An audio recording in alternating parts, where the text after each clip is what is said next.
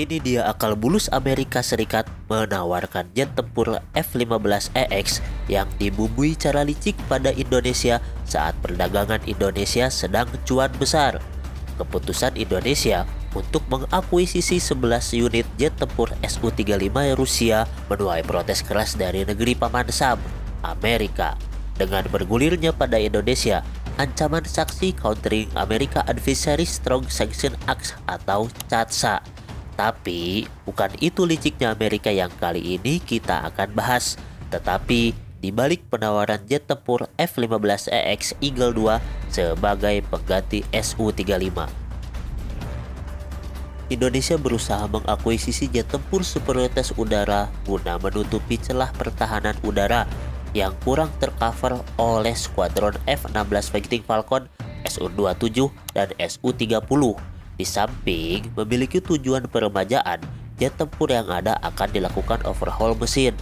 Indonesia juga mengakuisisi Dassault Mirage 2000 Strip 5 bekas Angkatan Udara Qatar untuk menutupi celah kekosongan selama proses overhaul mesin jet.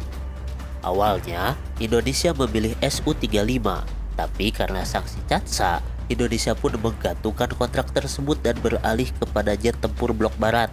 Pilihan yang ada ialah Dassault Rafale, F-15EX Eagle, dan pengembangan jet tempur KF-21 Boramae bersama Korea Selatan.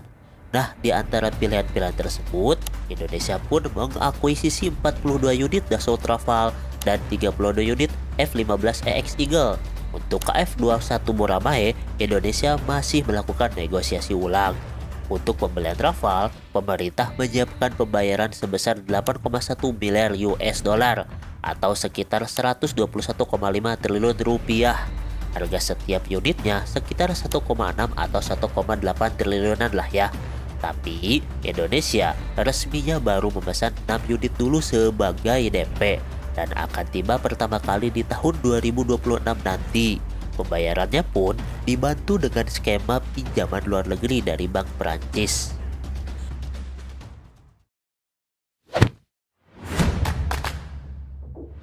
Nah, ada yang beda dari proses akuisisi jet tempur F-15EX. Jet tempur yang ditawarkan ini memiliki harga hingga 5,5 triliun per unit. Jauh lebih mahal ketimbang Rafale, apalagi Su-35 yang di kisaran 1 triliun saja.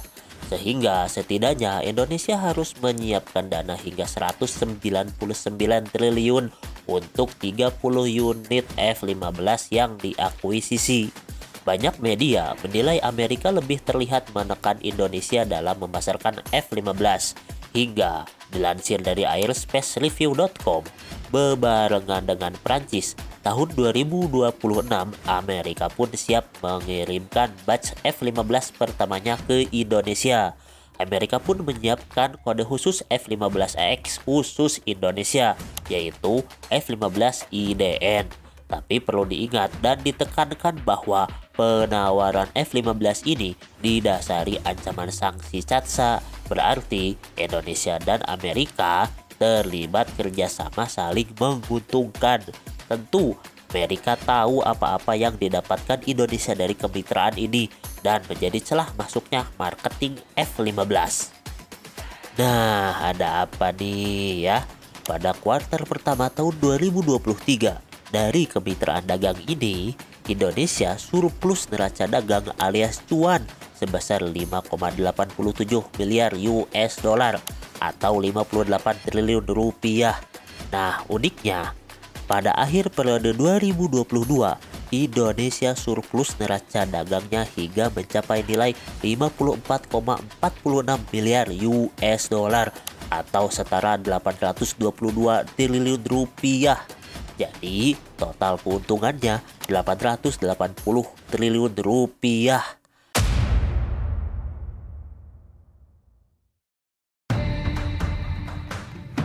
Nah, inilah yang dinilai menjadi dasar akal-akalan Amerika berani menyodorkan F-15 kepada Indonesia. Washington tidak ingin Jakarta melenggang pulang bawa cuan cuma-cuma. Maka, dengan ancaman sanksi CAATSA atas rencana akuisisi Su-35, Amerika bisa tawarkan F-15 yang mahal tanpa perlu takut Indonesia gak ada duit. Bentar. Tapi apa uang sebanyak itu Indonesia gak perlu buat urusan dalam negeri apa? Ya perlulah. Buat belanja negara, subsidi sana-sini, sampai bayar cicilan utang. Pemerintah pun tidak serta-merta mau beli langsung F-15. Maka dari itu, Indonesia pada tahun 2020 menyatakan ingin mengakuisisi jet tempur generasi 5 F-35A dengan harga sekitar 100 juta US dollar alias 15 triliun per unitnya. Ayo, mending mahal-mahal sekalian dapat yang bagus banget sekalian. Ya, seandainya kalau mau menyeimbangkan neraca surplus Indonesia yang 880 triliun tadi, dengan beli F-35 sebanyak 42 unit pun masih kuat. Tapi sudah pasti pemerintah Amerika menolak permintaan tersebut dengan dalih waiting listnya harus nunggu sampai 9 tahun. Kongres Amerika hanya memutuskan Indonesia boleh mengakuisisi F-15EX dan F-16 Block 72 Viper, jenis F-16 terbaik dengan upgrade teknologi hingga generasi 4,5. Apakah dengan demikian pemerintah jadi akuisisi F-15EX? Oh, tidak semudah itu Ferguson. Indonesia memang telah menekan kontrak mengakuisisi Dassault Rafale, tapi tidak dengan F-15EX. Meskipun telah diumumkan resmi F-15 akan diboyong, hingga saat ini kontrak F-15 masih dalam tahap negosiasi dan pembahasan Letter of Offer and Acceptance atau LOA. Indonesia harus berhati-hati dalam hal ini karena ya bisa dikatakan ketika Indonesia cuan besar tapi sportif dalam hal kemitraan ekonomi, tapi dibalas dengan cara licik yang kayak gini oleh negeri memangsam. Dalam media Defense World pertanggal 4 November 2020 disebutkan Indonesia mungkin khawatir jika memainkan kartu jet tempurnya dengan cara yang salah, hal itu dapat membahayakan perdagangannya yang menguntungkan dengan Amerika Serikat. Selama ini, Amerika kerap menggunakan proxy war untuk mempertahankan dominasinya, terutama pada teritorial yang dianggap strategis. Sanksi-sanksi ekonomi seperti CAATSA dan embargo ialah salah satu senjata proxy war-nya. Sanksi CAATSA lingkupnya lebih luas ketimbang sanksi embargo sebelumnya, bisa meliputi ekonomi dan politik. Kepemilikan alutsista rival blok barat seperti Rusia, Cina, atau India dianggap ancaman karena dianggap mengurangi dominasi dan kedekatan dengan blok barat. Dari tahun 1995 hingga tahun 2005, Indonesia diembargo peralatan militer oleh Amerika, terutama suku cadang jet tempur. Itu membuat Indonesia pun mengakuisisi Su-27 dan Su-30 Rusia. Kini kondisinya terbalik.